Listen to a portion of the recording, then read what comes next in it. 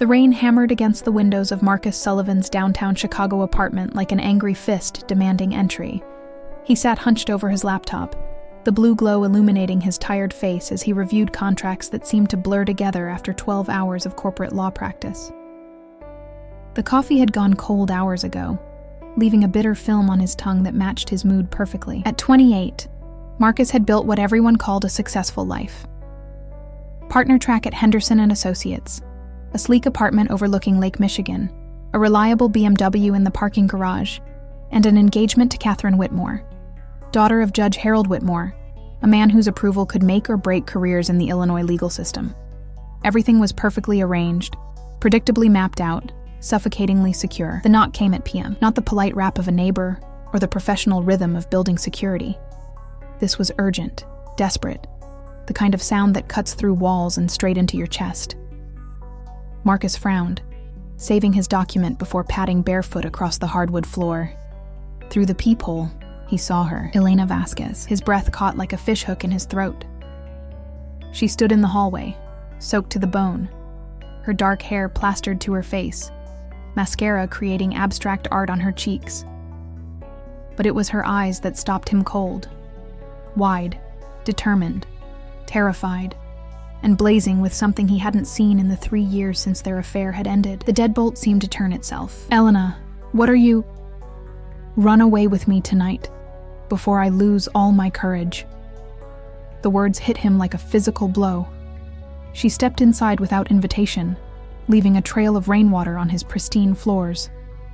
Her red dress, the same one she'd worn to their last dinner together at that little Italian place on Rush Street, clung to her curves, and he could see her shivering, though whether from cold or fear, he couldn't tell. "You're soaked," he managed, his lawyer's brain grasping for the practical while his heart hammered against his ribs like a caged animal. "Did you hear me, Marcus?" Her voice cracked slightly, but her gaze never wavered. "I'm asking you to leave. Tonight. Right now. With me." He stared at her. This woman who had turned his carefully constructed world upside down 3 years ago, who had made him question everything he thought he wanted. Elena, with her infectious laugh and her passion for photographing abandoned buildings. Her ability to find beauty in decay. Her refusal to fit into any of the neat categories his world demanded. "Elena, you can't just..." He ran his hands through his hair, pacing to the window where the city lights blurred through rain-streaked glass. "I'm getting married in 6 weeks. Catherine and I, we have everything planned. The venue's booked, the invitations sent. Her father owns you," Elena interrupted, stepping closer. He could smell her perfume now, that subtle jasmine scent that used to linger on his pillows. "You know it, I know it. Probably Catherine knows it too. This isn't about love, Marcus. It's about position, about playing it safe, about becoming exactly who they expect you to be." The accusation stung because it carried the weight of truth. Catherine was beautiful, intelligent, perfectly suitable. Their relationship was built on shared goals and mutual respect, a partnership that made sense on paper and in practice. She understood the demands of his career, the social obligations, the careful dance of professional networking. They fit together like puzzle pieces designed by someone else. But Elena was chaos and passion, and midnight conversations about dreams neither of them dared voice in daylight. She was art galleries in questionable neighborhoods and spontaneous road trips to Wisconsin just to watch the sun rise over some half-forgotten town.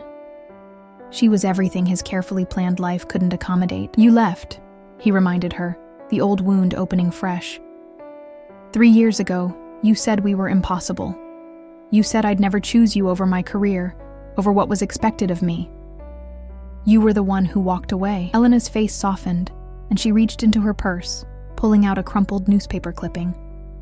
Their engagement announcement, featuring a photo of him and Catherine at some charity function, both of them smiling the perfect smiles of people who understood their roles in the grand performance. "I saw this last week," she said quietly, "and I realized I was wrong.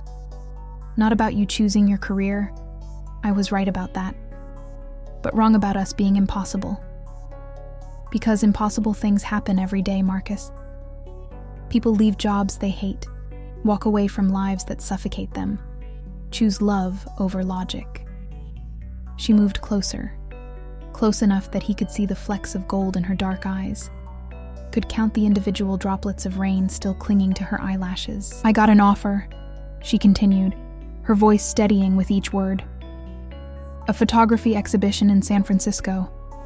A gallery wants to sponsor me, help me build a real career doing what I love instead of taking wedding photos for people who don't see me.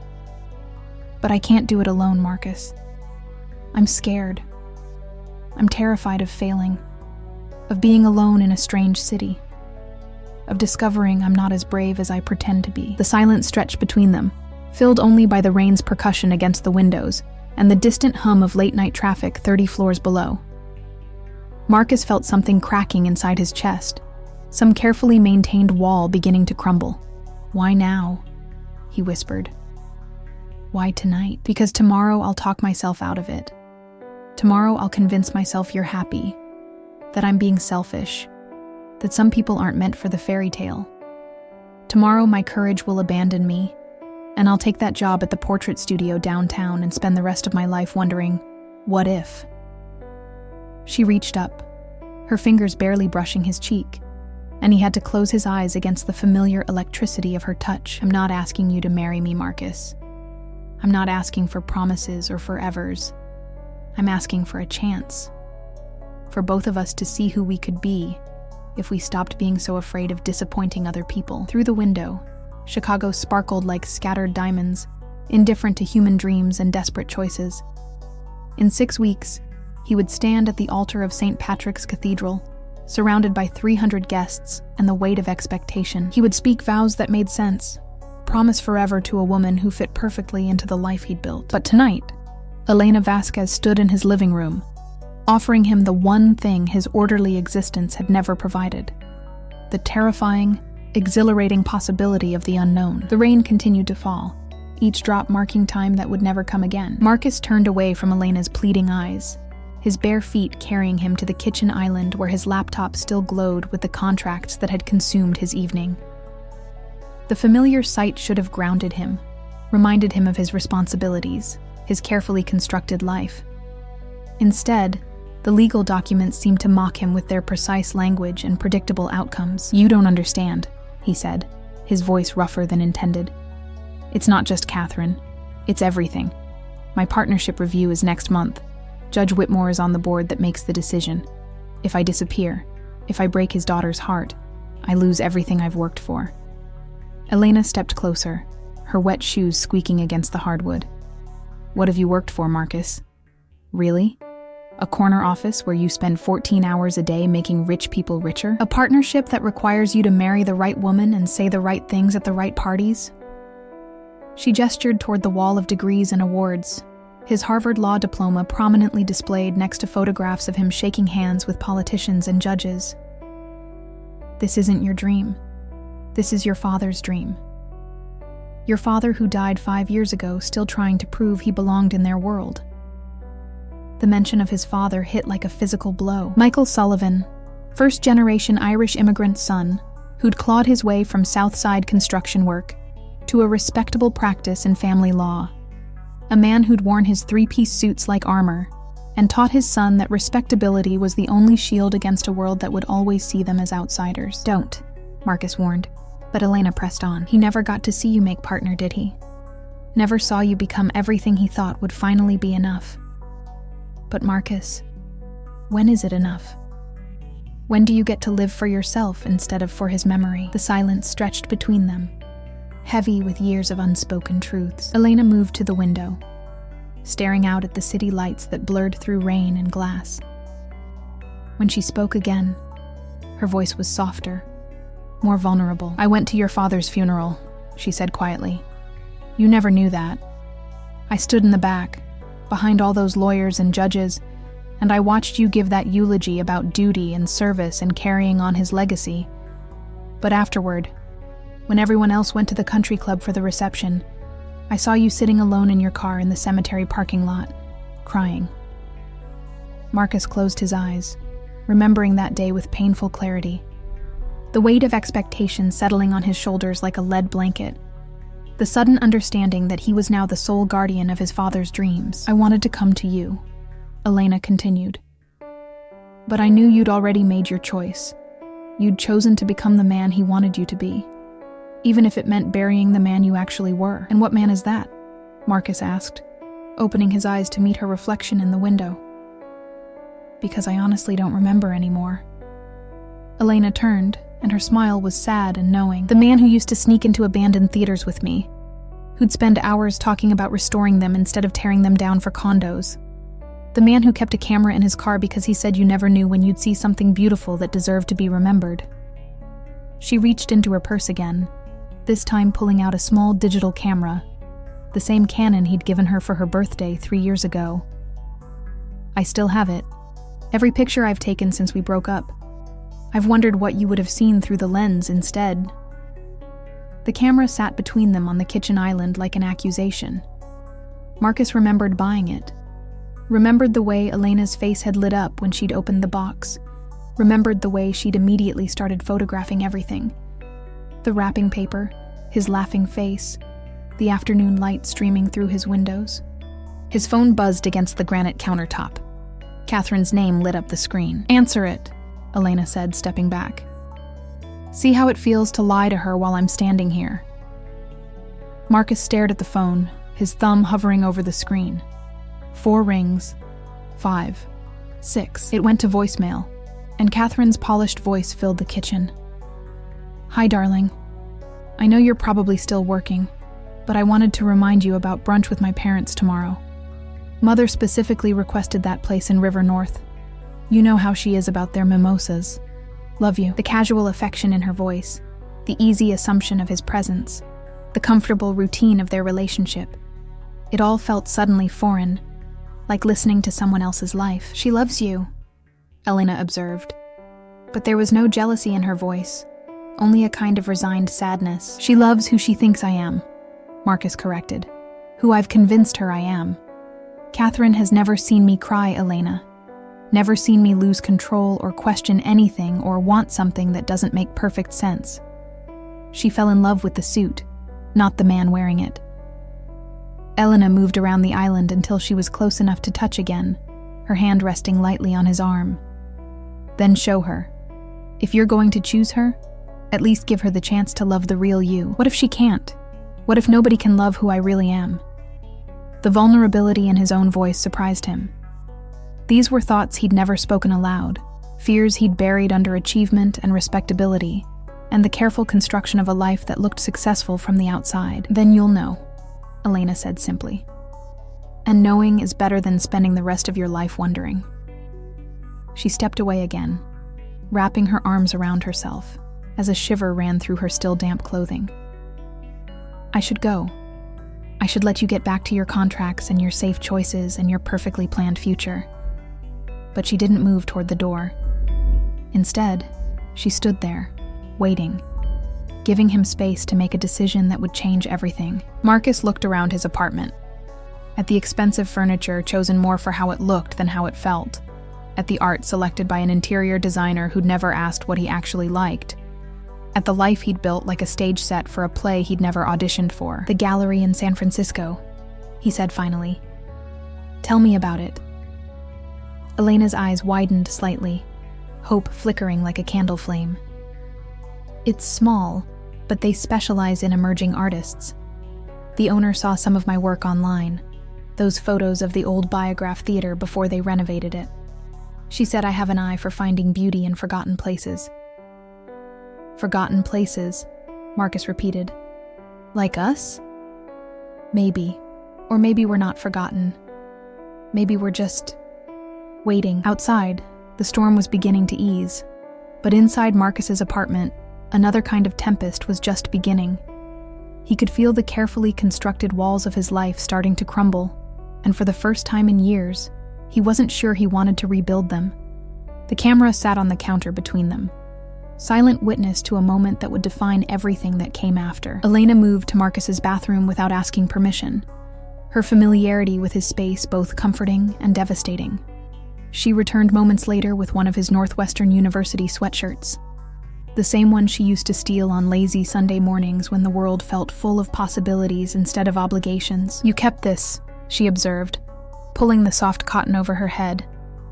The red dress lay in a soggy heap on his bathroom floor, a discarded costume from the performance of her regular life. "I kept a lot of things," Marcus admitted, settling onto the couch with 2 cups of coffee. The admission hung between them like a confession. Elena curled into the opposite corner, her legs tucked beneath her, looking younger in his oversized sweatshirt. The makeup was gone now, washed away with the rain and tears, revealing the face he'd memorized in a dozen different kinds of light. Natural, unguarded, achingly familiar. "Tell me about Catherine," she said quietly. "Really tell me. Not the version you give at parties or in your engagement announcement. Tell me who she is when it's just the 2 of you." Marcus stared into his coffee cup, watching steam spiral toward the ceiling. "She's easy to be with, comfortable. She never asks questions I can't answer or wants things I can't give her. She fits into my world perfectly." "Do you fit into hers?" The question caught him off guard. He thought about Catherine's world. Charity galas where the real business happened in private conversations. Weekend trips to the Hamptons with her college friends who spoke in a kind of code he'd learned to decipher but never truly understood. Dinner parties where he was introduced as Catherine's fiancé, the lawyer, as if that explained everything worth knowing about him. "I perform in her world," he said finally. "I play the part she needs me to play." Elena was quiet for a long moment, processing his words. When she spoke again, her voice was carefully neutral. "And what part is that? The stable one? The successful one? The one who'll never disappoint her father or embarrass her at important events? The one who'll give her beautiful children and a house in the right neighborhood and a life that makes sense to everyone looking in from the outside?" That sounds lonely." Marcus laughed, but there was no humor in it. "Lonely? I'm surrounded by people all day. Partners, clients, Catherine's friends, her family. I haven't been alone in years." "That's not the same thing as not being lonely." Elena was right, as she usually was about these things. Marcus had perfected the art of being surrounded by people who didn't really see him, of filling his days with interactions that required nothing real from him. It was a kind of emotional sleight of hand. Look busy, look successful, look content, and maybe eventually it would become true. "What about you?" he asked, deflecting attention from his own revelations. "Tell me about these 3 years.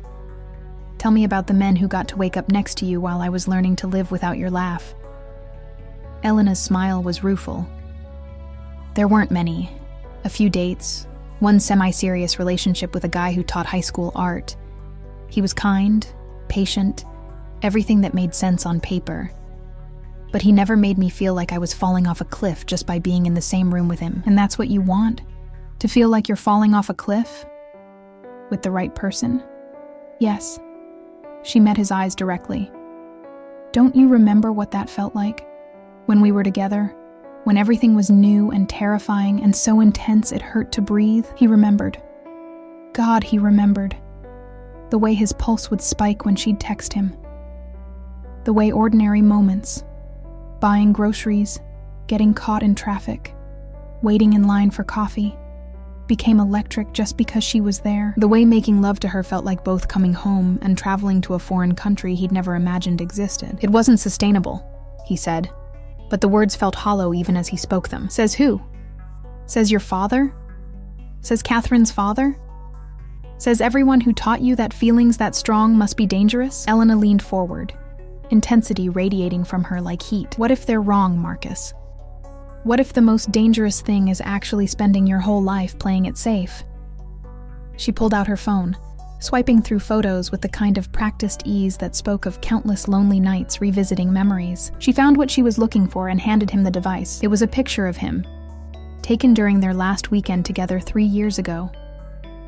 They'd driven up to Door County, rented a cabin by the lake, spent 2 days pretending the outside world didn't exist.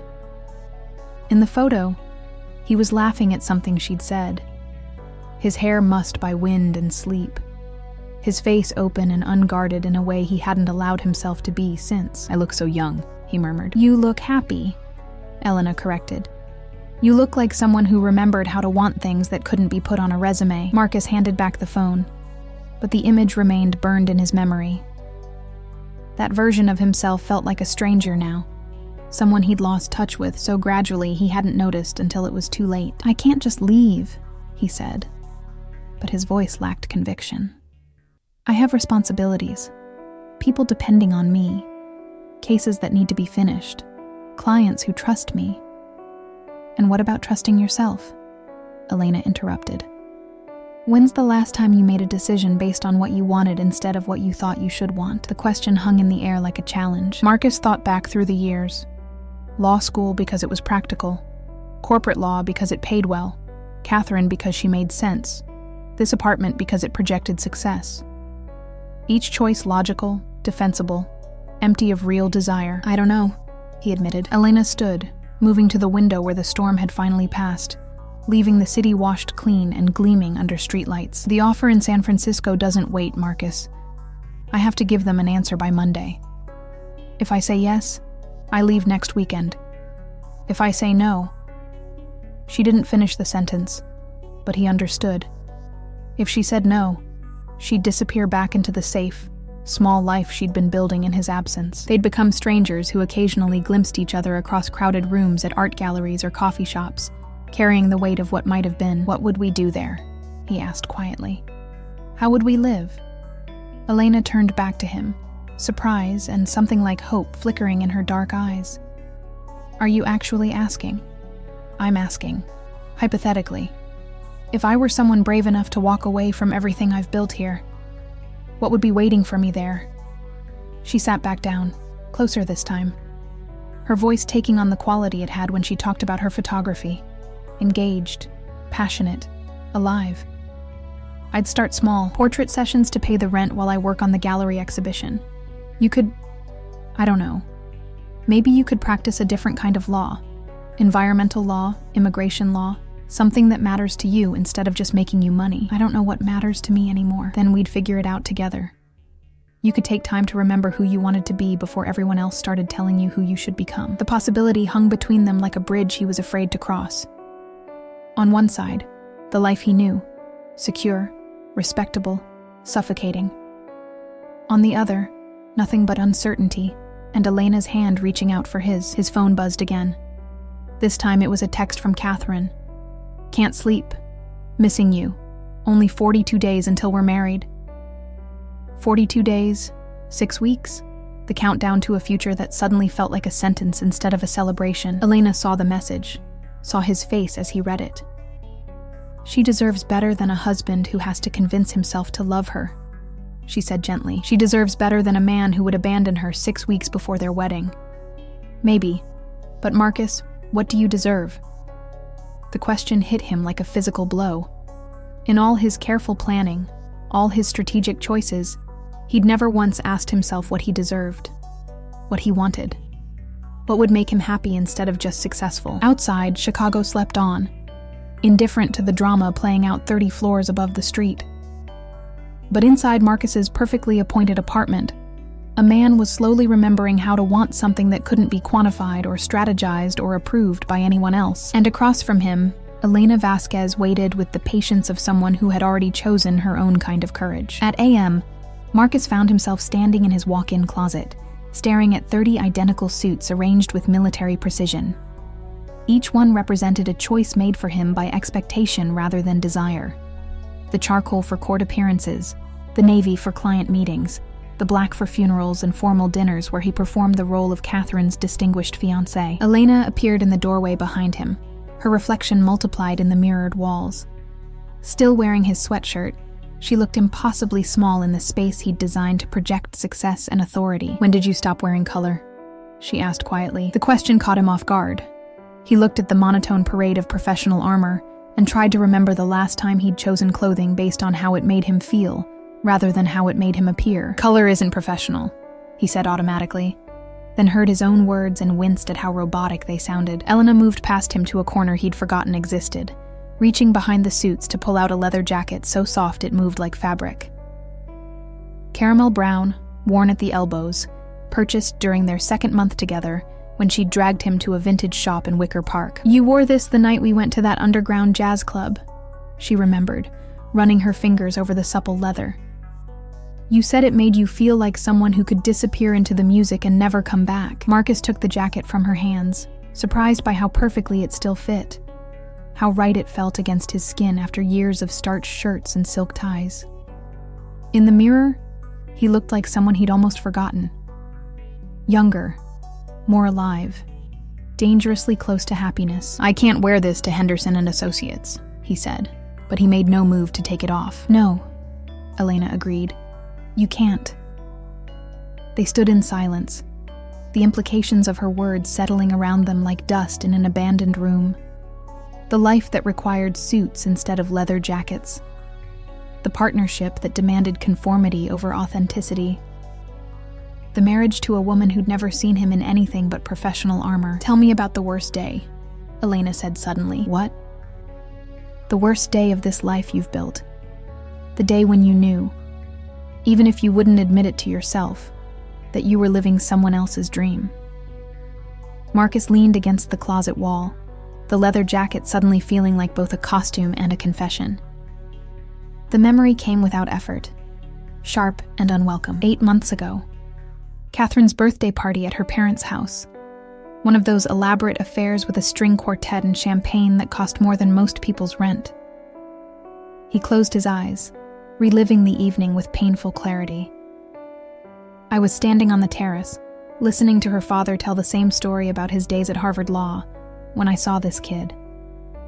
Elena waited, letting him find the words at his own pace. He couldn't have been more than 12, maybe 13.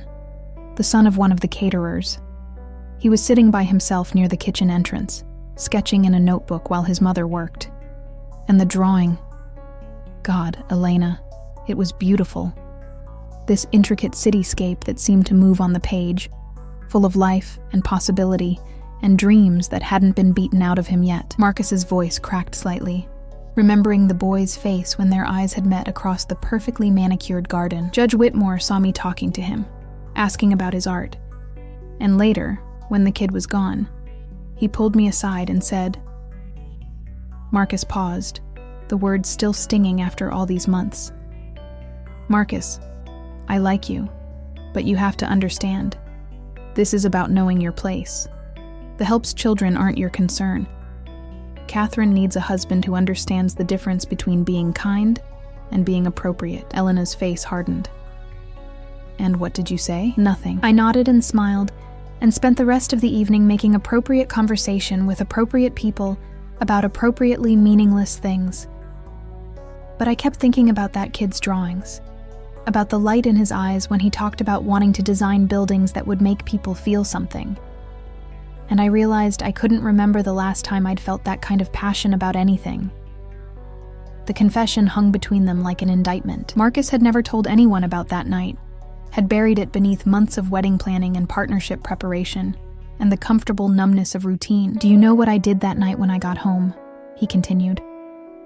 "I went through my desk drawers looking for something, anything, that proved I used to want things that mattered. And you know what I found?"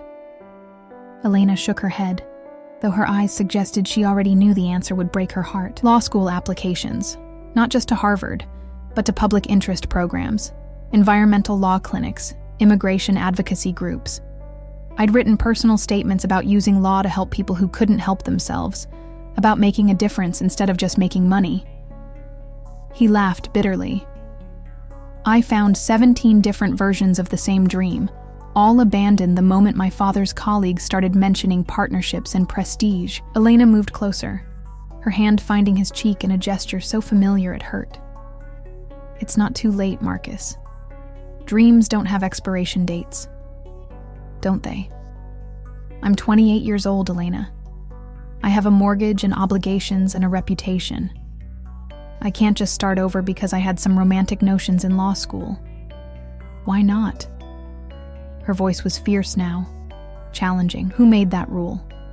Who decided that 28 is too old to want something different, something real? Who convinced you that security matters more than happiness?" Before he could answer, his phone rang again. This time it was his mother. calling from the assisted living facility in Oak Park, where she'd moved after his father's death.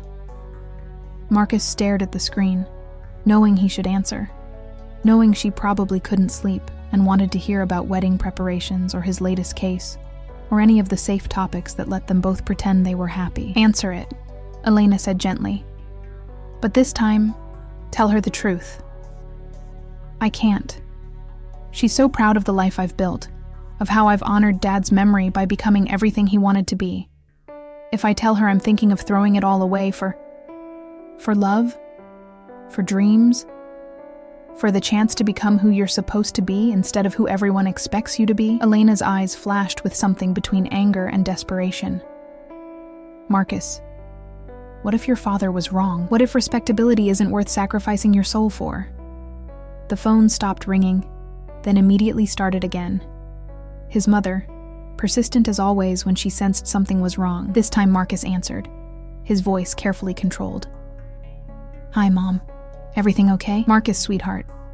I'm sorry to call so late. I couldn't sleep, and I started thinking about your father. You know how he used to stay up late in his office, working on those pro bono cases he'd take on the side?" Marcus felt Elena's sharp intake of breath beside him. His mother continued, her voice soft with memory. "He never told you about those, did he? He was so worried about looking successful, about proving he belonged in your world, that he hid the work that actually mattered to him. Immigration cases mostly.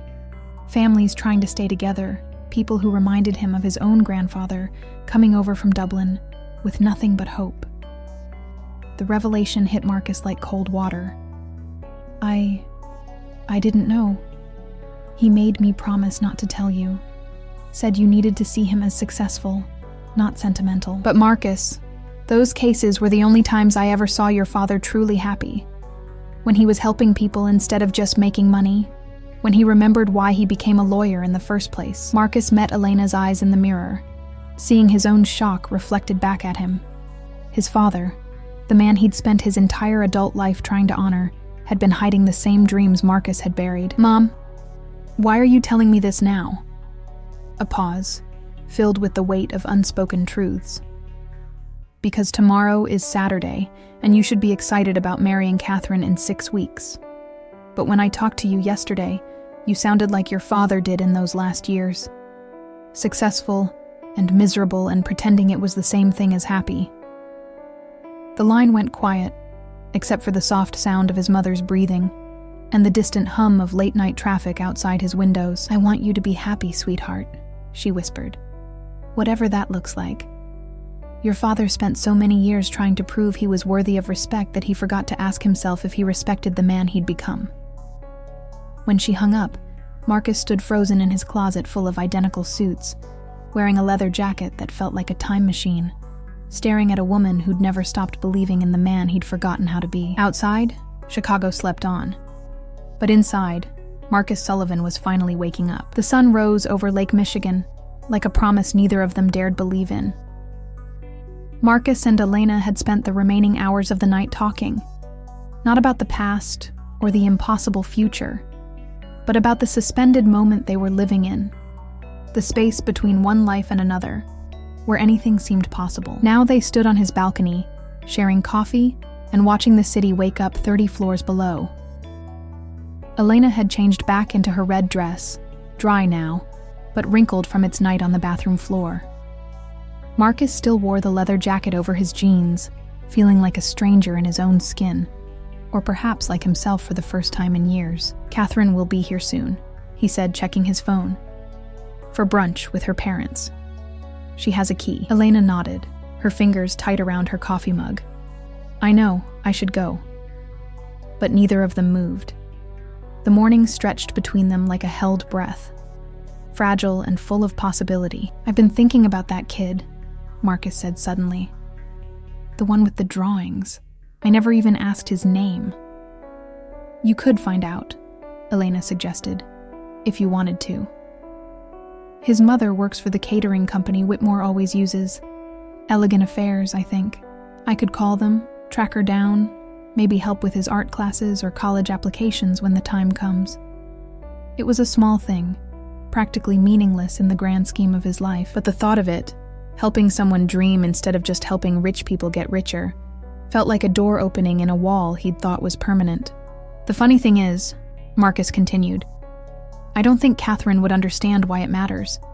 She'd see it as charity, maybe even commendable, but she'd never understand why I'd lose sleep thinking about some kid's abandoned drawings. Elena was quiet for a long moment, watching a jogger make her way along the lakefront path below. You know what I realized last night? She said finally. I've spent 3 years trying to convince myself I was selfish for wanting you to choose me, but maybe the selfish thing would have been letting you marry her without fighting for the man I know you really are. Marcus turned to study her profile, the way the morning light caught the gold flecks in her dark eyes, the slight tremor in her hands that betrayed how much courage this night had cost her. And if I choose you? He asked quietly. If I walk away from everything I've built, disappoint everyone who's counting on me, break Catherine's heart 6 weeks before our wedding, what then? What if we get to San Francisco and discover that some love stories don't survive in the real world? Elena met his gaze directly. Then at least we'll know. At least we'll have tried. And Marcus, whatever happens between us, you'll still be free. Free to practice law that matters, to help people like that kid, to wake up every morning and ask yourself what you want instead of what you should want. The sound of a key in his front door froze them both. Catherine's voice drifted through the apartment, bright and expectant. Marcus? Darling, are you up? I brought those pastries from that little place you like, and I have the most wonderful news about the... Her voice cut off abruptly. Through the glass doors, they could see her standing in the living room, perfectly put together even at 8 in the morning, staring at Elena's purse on the kitchen island. Marcus felt Elena step back, giving him space to make his choice. This was it. The moment when theoretical became real, when dreams crashed into consequences. Catherine appeared in the doorway to the balcony, her face cycling through confusion, recognition, and something that looked like relief, mixed with devastation. She was beautiful in the way that magazine covers were beautiful, flawless, composed, untouchable even in crisis. Elena, she said quietly, and Marcus was surprised by the lack of anger in her voice. I wondered when you'd come back. Catherine, Marcus started, but she held up a perfectly manicured hand. Don't, please. Let me say what I need to say before I lose my nerve. Catherine stepped onto the balcony, closing the door behind her. 3 people who had been dancing around the truth for years, finally trapped in the same space with nowhere to hide. I've known, Catherine continued, her voice steady despite the tears gathering in her eyes. Not about tonight, but about this. About you two. About the way Marcus looks when he thinks no one is watching, like he's searching for something he lost. Elena stepped forward, her face crumpling with unexpected compassion. Catherine, I'm so sorry. This isn't how it should have happened? Catherine laughed, but there was no humor in it. Elena, there is no right way to end an engagement 6 weeks before the wedding. But there are honest ways and dishonest ways. And at least this is honest. She turned to Marcus, and he saw something in her eyes he'd never noticed before. A kind of weary resignation that suggested this conversation had been inevitable for longer than any of them had admitted. I've been lying too, she said simply. To myself, to you, to everyone. I convinced myself that what we had was enough, that love was supposed to be comfortable and predictable and safe. But Marcus, I've never made you laugh the way she does. You've never looked at me the way you're looking at her right now. Marcus felt something breaking in his chest, not his heart, but something harder and more brittle. The shell of the life he'd built around himself, the armor of respectability and expectation that had protected him from risk, and also from joy. Catherine, I deserve to be someone's first choice, she interrupted, her voice gaining strength. Not their sensible choice, not their safe choice. I deserve to be loved with the kind of passion that makes people do crazy things like show up at 3 in the morning asking someone to run away with them.